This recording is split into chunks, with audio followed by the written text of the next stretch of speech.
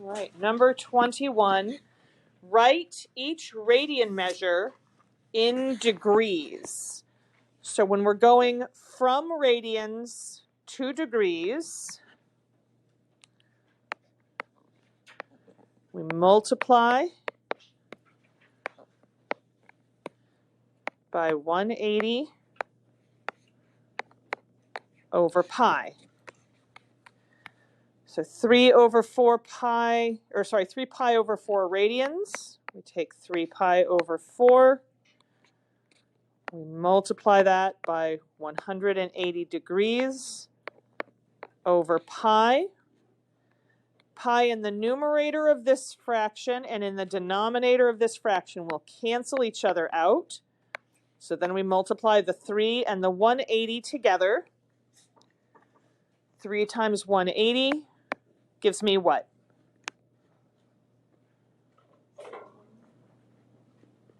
3 times 180. 540. We have 540 in the numerator, and we still have that 4 down in the denominator. And then we do 540 divided by 4, and we get 135 degrees. Like we did before when there was a part A and a part B, I'm going to leave the part B for you guys to do now that I've demonstrated how to do the first one. The second one is done in exactly the same way. What else would you guys like for me to go over? Number 19. Bless you. Number 19. Absolutely, I'll do number 19.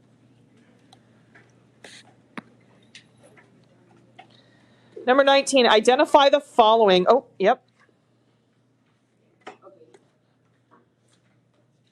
Identify the following: an inscribed angle, a central angle, a tangent, a secant, a point of tangency, and a chord.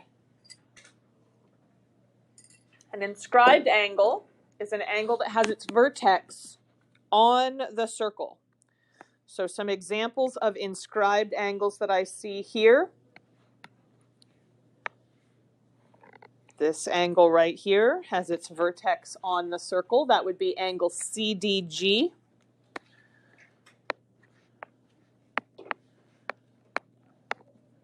That is not the only inscribed angle in the picture. We could also go with angle ADC.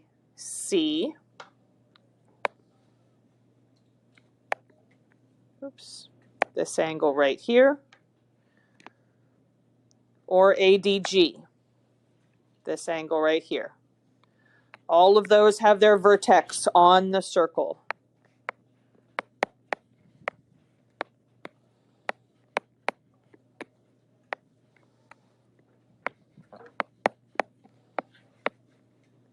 So those are the three possible answers for part A. Part B, we want a central angle. This is an angle that has its vertex at the center. So we could go with this angle right here, DAF. Or we could go with this angle right here, HAD.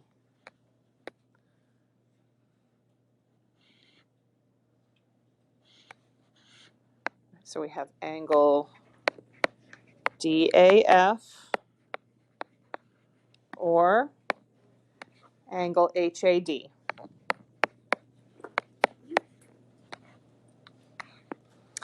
A tangent is a line that touches the circle in exactly one spot.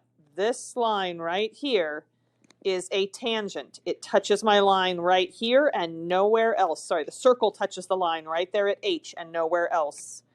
That point H is called the point of tangency. So the point of tangency, I'm going to put H. And to name the tangent, we could call this HJ. Or you could call this BH. Or you could call this JB. Any three of those ways of naming this line right here.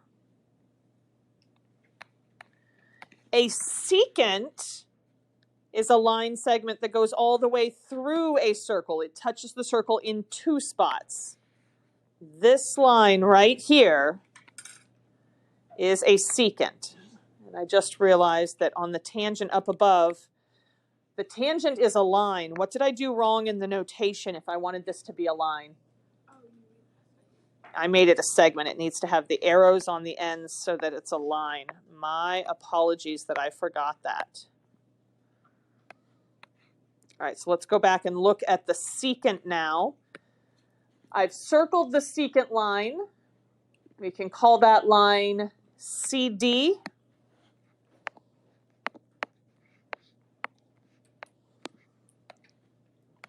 Or you could call that line BD.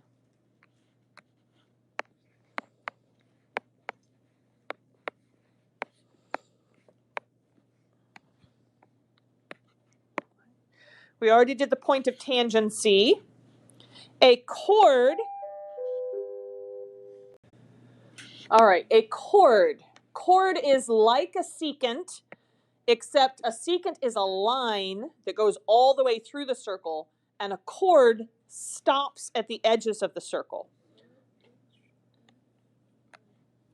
HF would be an example of a chord. We would have to put the segment notation over the top of it. And now I really do just want the segment notation. We could do DG, yep. There's another one up there that I see that we could do. AD is a radius because it goes from the center to the edge. I need something that goes from edge to edge on the circle. CD, but with a segment marking over it this time instead of a line marking. If I put the line marking over it, then it's a secant. If I put the segment marking over the top of it, then it is a chord. All right. What else would you guys like to see?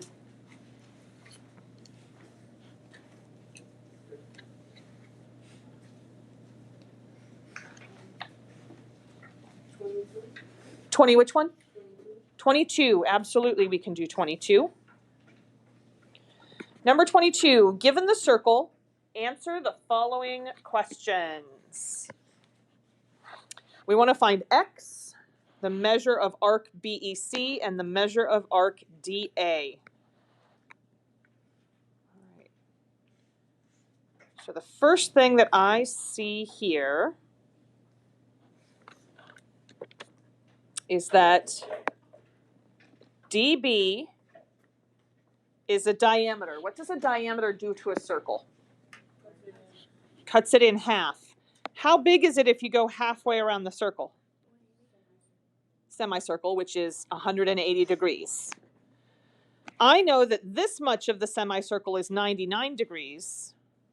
So to find this much, we're going to do 180 minus 99.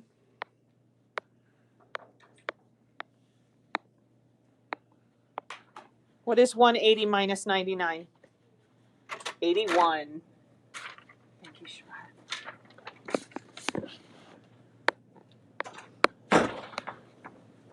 All right, so this angle down here is 81 degrees, which means this arc right here is also 81 degrees.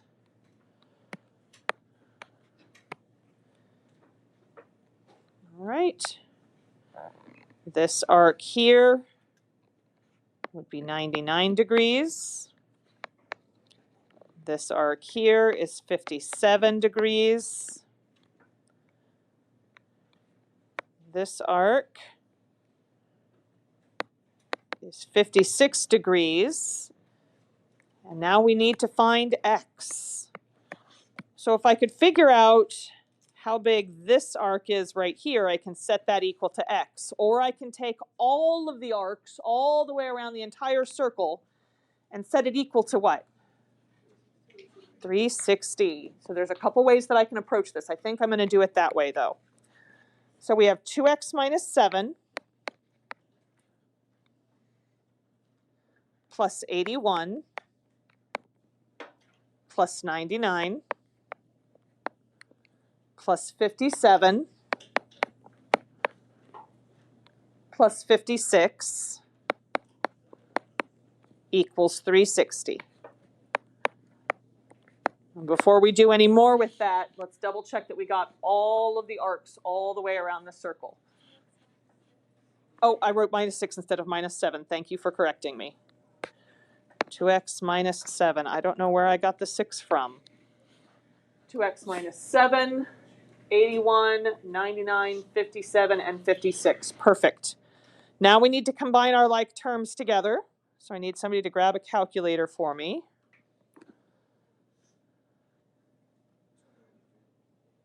You said 293? Can somebody double check that for me? It's not that I don't believe you. What'd you say? That's a -7. Yes.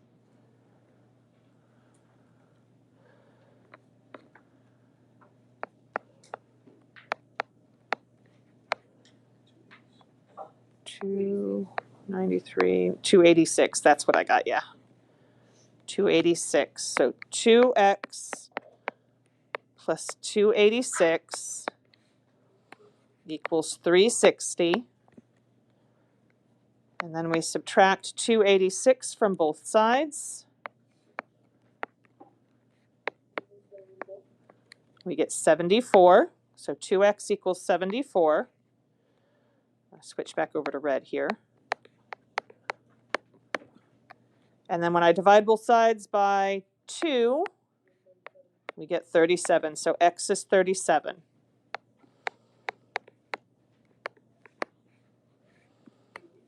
Nope, it's not an angle and it's not an arc. It is part of the measurement for an angle or part of the measurement for an arc. It is not the full measurement, so you don't put degrees with that. Now, for the next two, we will put degrees with those because those are the measures of arcs. For the next one down, we want the measure of arc BEC. So we'll start at B, go towards E, and end at C. B all the way around to C. Well, that's everything except what? It's everything except for CB. So how could I find the measure of this whole arc right here?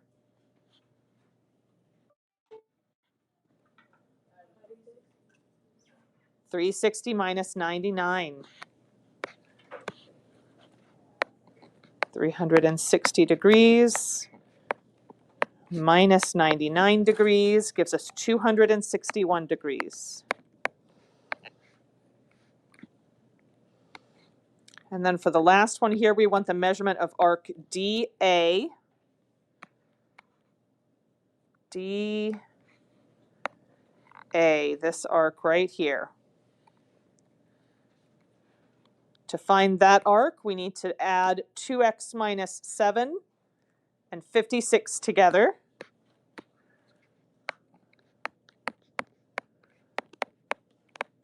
Except we know how big x is now, right?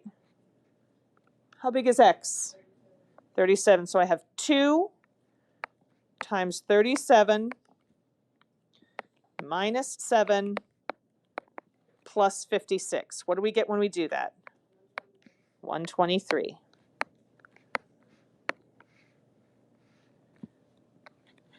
Right. What else would you guys like to see?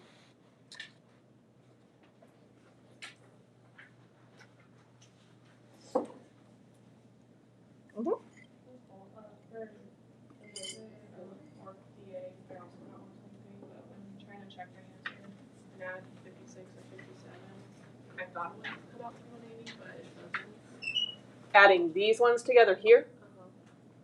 So if we do the 123 plus 57, we do get 180. So this right here is the 123. Okay, thank you. Going from here all the way around here. So then, yeah, you would just add that 57 on there to get that 180. Yes. Number 24? Absolutely. Problem number 24, find the value of x, assuming lines that appear to be tangent are tangent. So one of the properties that we learned about when we studied Module 10 was that if I have two tangent lines coming from the same external point, They are congruent.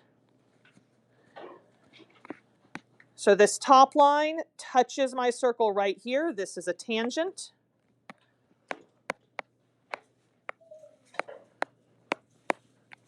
And the line down below touches my circle in exactly this one point right here. So that means this is also a tangent. And this right here is the common external point.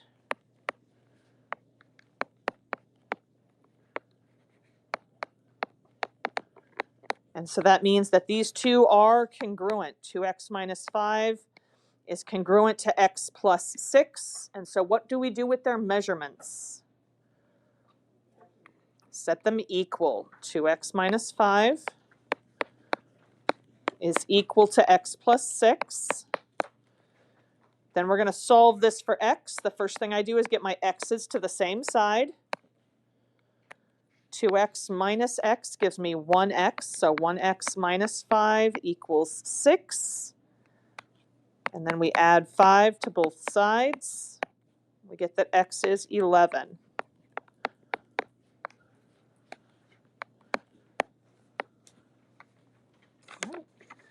What else would you guys like to see? Which one? 36, absolutely.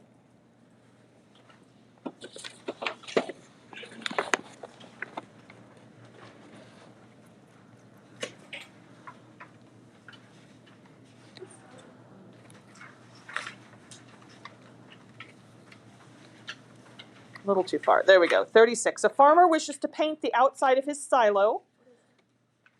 A silo is something on a farm that holds grain. Wants to paint the outside of the silo. Find the total amount of square feet that needs to cover the silo. The bottom base of the silo is on the ground and would not be painted. And then find the total amount of grain that will fit in the silo. So for part A, are we trying to find volume or surface area? Surface area. Find the total amount of square feet.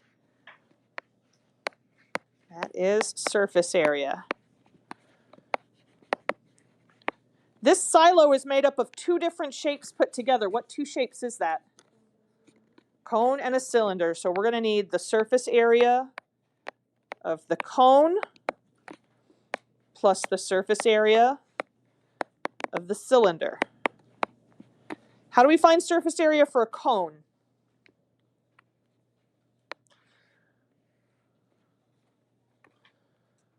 Remember, if you want formulas on the exam, you have to make sure that these are written on your cheat sheet. You will not be given any formulas by me on the exam. What is our surface area formula for a cone?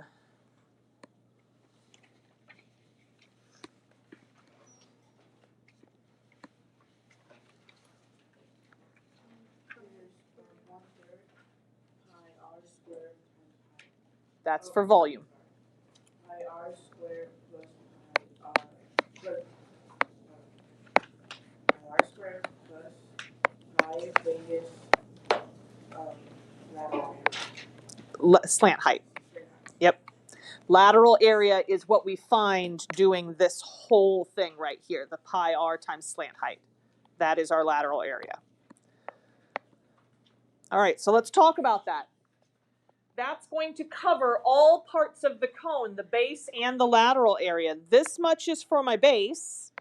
This much is for my lateral area, the part that goes like this. Do we need both of those to be covered with paint on this silo? No, what part would not be covered with paint? The base, the bottom. Which part is that again?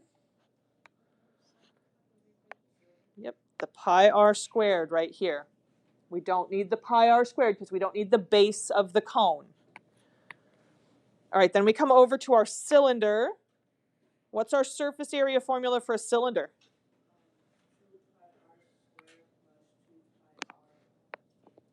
Two pi r squared plus 2 pi r h.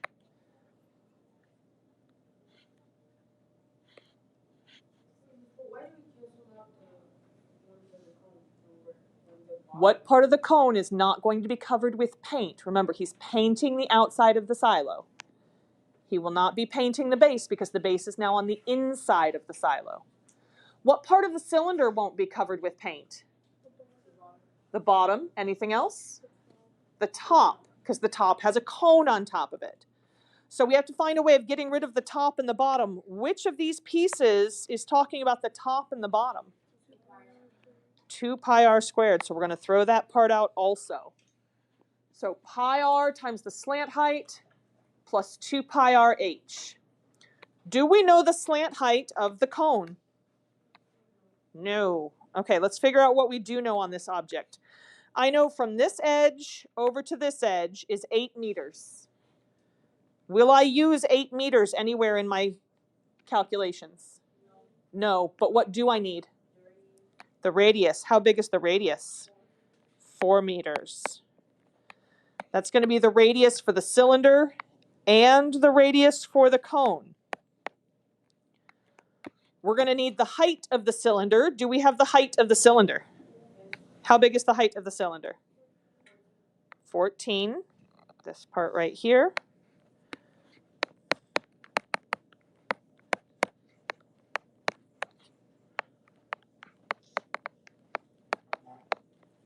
Do we know the height of the cone?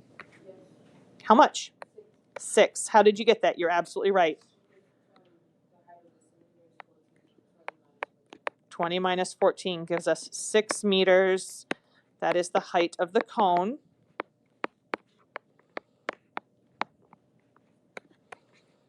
So right here would be 6 meters. We can use that now to find our slant height, the cursive L. What would I use to find the slant height? Pythagorean theorem, yes. So we're going to do a squared plus b squared equals c squared. What has to go in for c? Lateral. No, not lateral. Slant height. There we go. Slant height. So L goes in for C. And then I would have 6 and 4 that go in for A and for B. What do I have to do to both the 6 and the 4? Square them.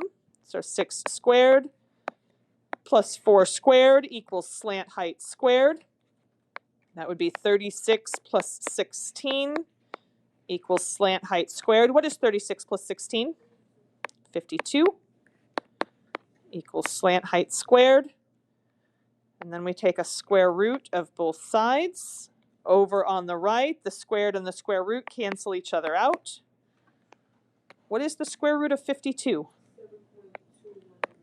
7.211 for our slant height. All right, we have everything that we need to substitute in now. Pi times 4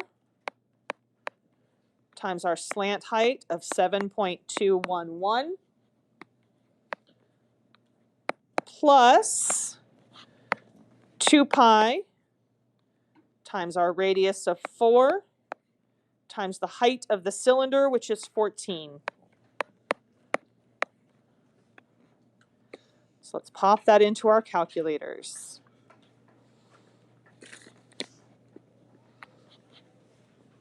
Tell me what we get.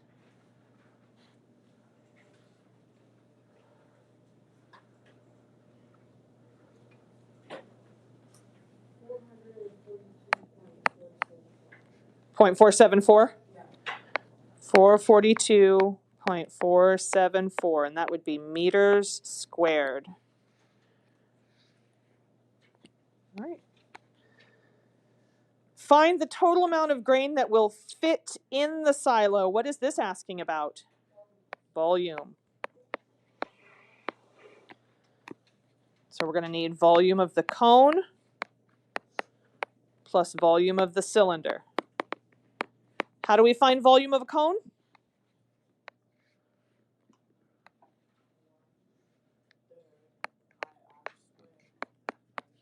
Yes, 1/3 pi r squared times the height. Plus, how do we find volume for a cylinder? Pi r squared times the height. All right, so for my cone, I have 1/3 pi times my radius of 4, which gets squared, times the height of the cone. What was the height of the cone? 6. Plus pi times 4 squared times the height of the cylinder, which was 14. And then we take that and pop that into our calculator.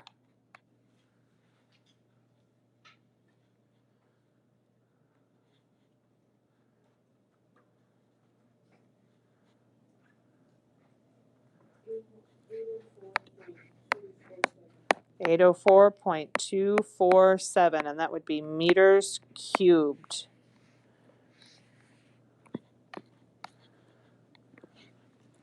Nicely done.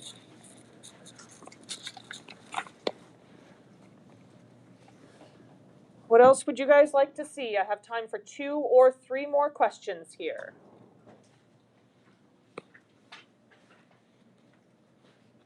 What else would you guys like to see? 35. 35? Absolutely. Number 35, find the area of the triangle. What do we know about the triangle?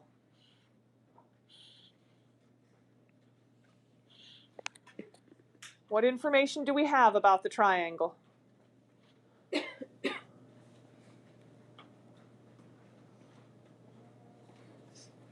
What's printed on the triangle? What do we know about the triangle? We know 2 of the sides and we know 2 of the angles. We had 2 different area formulas for triangles when we did Module 11A. We had area equals 1/2 base times height. That's an area formula for triangles that you knew before geometry. Or we had the new area formula. Area equals 1/2 AB times the sine of angle C. Do we have the base and the height of the triangle? No, so we can't use that one.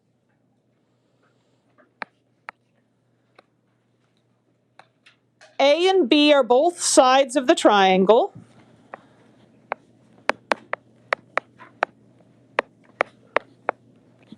And C has to be the angle between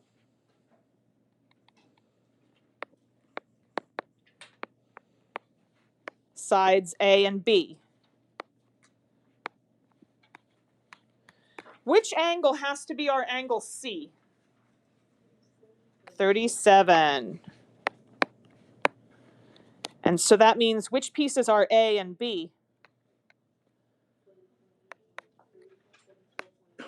20.8 and 34.5. Do we do anything with the 108? No, we don't need the 108 at all. So I have A equals 1/2 times 20.8 times 34.5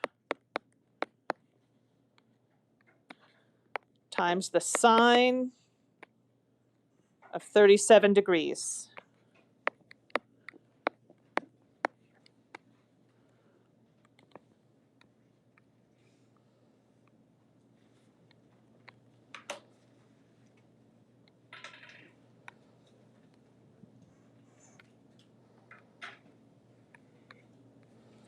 What do we get when we pop that into the calculator? 215.931. Should we put units with that? What units should we put? Units, not degrees because it's not an angle. Degrees are only for angles or arc. So we would put units. This is area, so it would be units squared. Yes.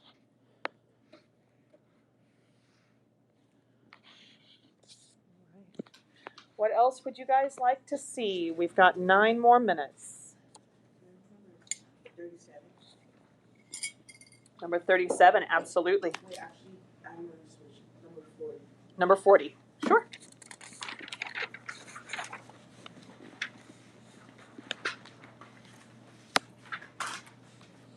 Problem number 40. Find the volume of the square pyramid. What is my volume formula for a pyramid? Close. What you said was this, which is not the right formula, but it's very, very close. What's wrong with what I wrote?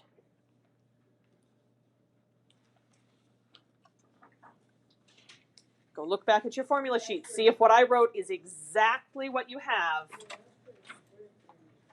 What'd you say?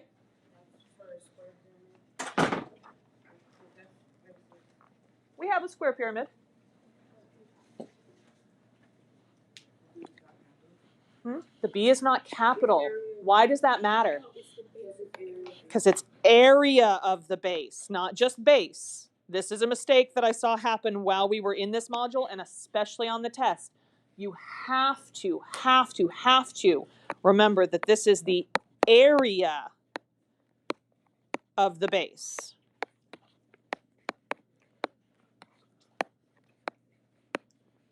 Which means I need to know what shape the base is. It's a square. So I have 1/3 times the area of a square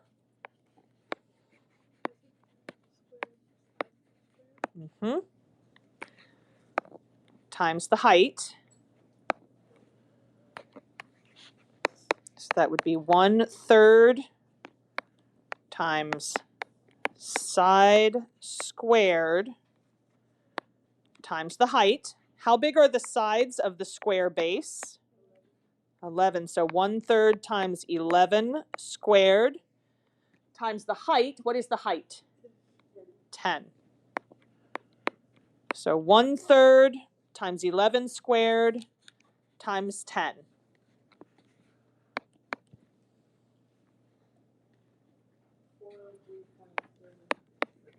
403.3 repeating.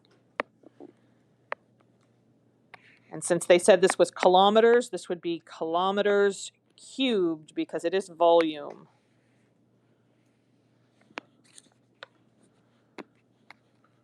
So 403.3 repeating.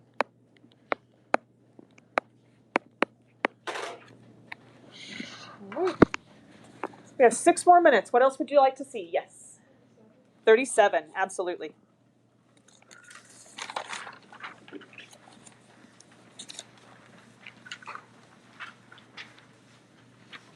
Find the volume and the surface area of the pentagonal prism. How do we find volume for a prism? Close. Base times height looks like this. What's wrong with that? B is not capitalized. When you're saying this to yourself, you need to remember not to say base times height, because that's why I'm seeing all of these particular mistakes that are easily avoidable if you change the way you read it in your mind. This is not base times height. It is area of the base times the height. What shape is the base? Pentagon. So this would be area of the pentagon times the height. How do we find the area for a pentagon?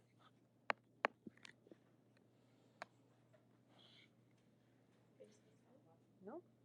What'd you say? I thought I heard something good.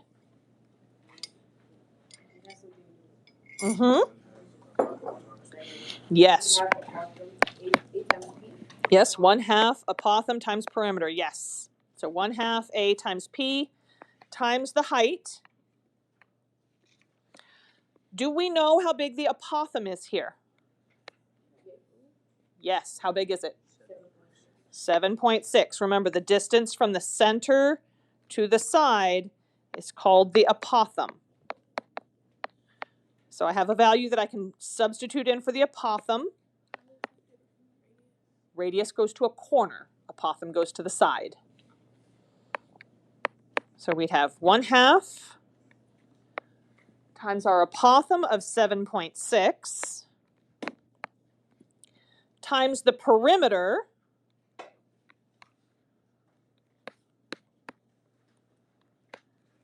How do I find the perimeter? And it's the perimeter of what? Perimeter of the base. Keep in mind, we don't want the perimeter of the prism. First of all, that's not a thing that can be found. Perimeter of a prism, perimeter of a solid, doesn't make sense. You can only find the perimeter, the distance around the outside, for a flat object. So we want the perimeter of the base, which means I need to know how big the sides are. How big are the sides of the base? 11. So this is 11. This right here would also be 11. They're marked with congruences on the picture if you look closely. This one's 11. This one's 11. And this one is also 11, giving me a perimeter of what? 55.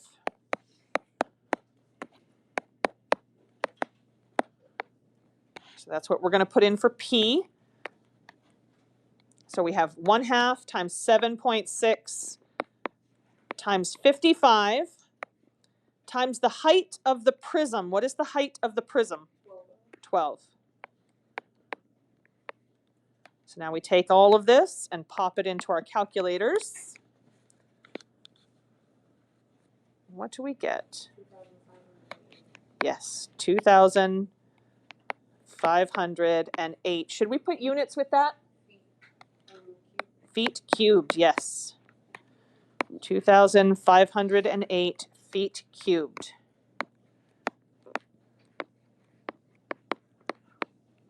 All right, now surface area. How do we find surface area for a prism?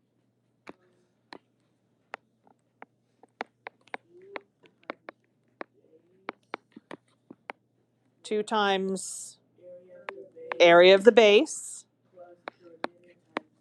plus perimeter times height. So my base is still a pentagon, so this would be 2 times 1/2 AP plus P times H. Do we have all of the pieces that we need to plug into that formula? Yes. So I have 2 times 1/2 times what? Times 7.6 times 55. That's the area for my two bases. Plus the perimeter, which is still how much? Still 55 times height, which is 12. Yes. All right, let's pop that into our calculator and call it done. What do we get?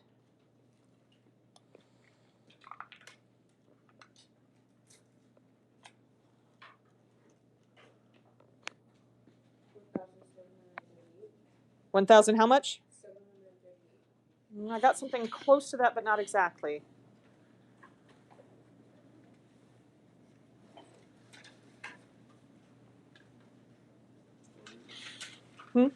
Said 1,738. I got 1,078, yes. 1,078, and that would be feet squared.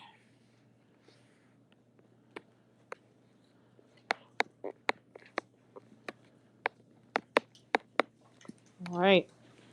That is where we are going to stop for today. If you have not already finished the packet on your own, that is what you need to work on over the weekend. You should also be working on your cheat sheet. Monday and Tuesday in class, I will give you the opportunity to work on your cheat sheet during class and to ask any additional questions that you have, but those will be answered on an individual basis. I will not be leading anything class-wide. All right? And don't forget, you will be turning in your review the day of your exam, which is next Thursday, a week from yesterday.